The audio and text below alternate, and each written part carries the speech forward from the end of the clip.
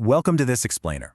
When we think about the development of artificial intelligence, we usually picture, sleek servers, massive cooling fans, and lines of complex code just flying across monitors, right? But what if the bleeding edge of AI technology actually looks like someone sweeping a floor, folding clothes, or just doing basic household chores? Today, we are unpacking a really fascinating reality, the invisible, deeply physical human element behind artificial intelligence.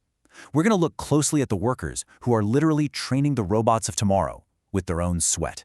Let's get right into it. Okay, let's dive into this. 250. Specifically, 250 rupees for an hour of work. Now, as the source material points out, nobody typically pays you just to do your own household chores, do they? But here, workers are actually earning money. About 250 rupees an hour, specifically from what one worker describes as their hardness. And by that, they mean the hard, physical labor of daily chores.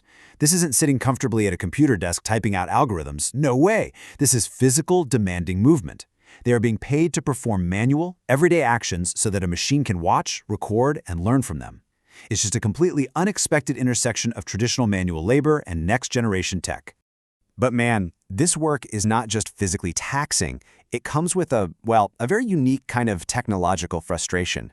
Just imagine trying to do your chores while a machine constantly critiques your every single move. The workers are capturing their tasks on camera, and frequently, the system just halts and barks out this error message. Hands are not detected. Hands are not detected. It happens all the time. If the camera angle shifts even slightly and the algorithm temporarily loses sight of the worker's hands, the machine complains. It introduces a really visceral, frustrating element to the work. It's this constant, annoying auditory reminder that the human being is there strictly to serve the unforgiving parameters of the AI. Moving right along to Section 1, the daily data grind, the reality of the AI workforce. So, satisfying a machine learning algorithm takes an almost unfathomable volume of information. The machine, it doesn't learn from just one instance of sweeping a floor. It needs to see that action repeated continuously. And that brings us to the daily workload, 90+ videos a day. That is the actual quota these workers are capturing daily, just a physical household labor.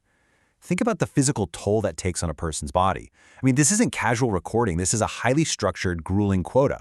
The workers literally must continuously repeat these physical tasks, satisfying the camera's endless demands, pushing through the hardness of the work day after day.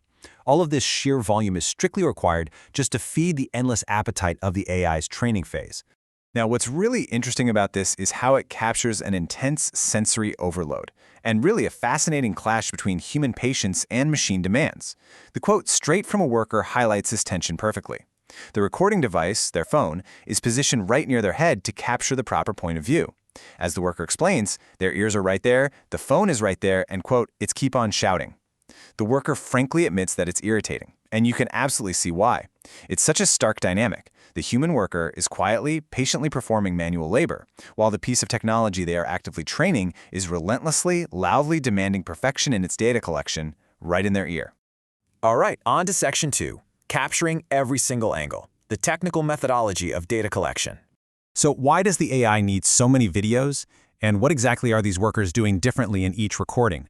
Well, the process is broken down into structured steps to systematically map the physical logic of a room. To train a robot to understand a home, the data must be incredibly diverse. Step 1, they change the background. Step 2, they change their physical position. So if they sat facing one way today, tomorrow they have to stand. The next day they stand somewhere else. Step 3, they change their actions entirely based on the specific objects they're interacting with. By following these exact steps, they're providing the varied, dynamic training data that makes an AI capable of actually understanding real-world, unpredictable environments. So the crucial point is this. Each and every angle will be noted. Why is capturing these varied angles so necessary to enhance robotic learning? Well, because AI requires comprehensive spatial understanding. It's kind of like a giant puzzle. For a robot to successfully navigate a room without bumping into a table, or to know exactly how to grasp a cup, it needs to have seen that cup and that table from above, below, the left, and the right. The workers are essentially serving as human 3D scanners.